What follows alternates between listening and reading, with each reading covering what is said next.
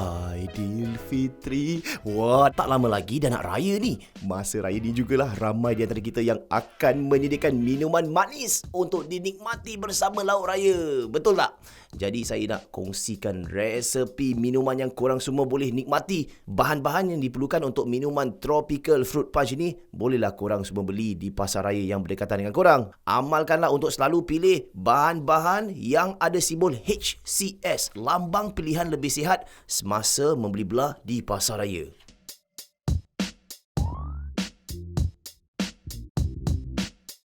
Okey, tengok ni. Dalam sebuah jug, kita tuang sirap ros.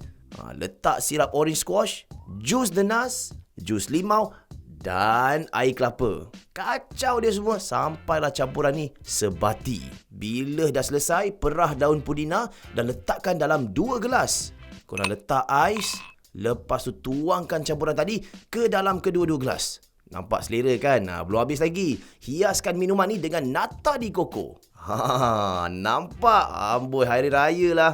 Dah siap pun. Inilah dia tropical fruit punch. Saya tak sabar nak korang semua cuba sendiri minuman ni di rumah. Dan korang boleh rasalah sendiri betapa power rasanya. Tapi lagi syok kalau tropical fruit punch ni digandingkan dengan makanan lontong. Hari raya mesti ada lontong kan? Tekstur kuah lodeh ni selalunya lemak dan berkrim. Jadi untuk cuci semua tu, minuman tropical fruit punch yang masam manis, dia akan berikan keseimbangan rasa dan keseluruhan pada hidangan ni. Korang juga boleh amalkan minuman air putih dengan infusi buah-buahan segar untuk dihidangkan kepada para tetamu di samping minuman yang lain.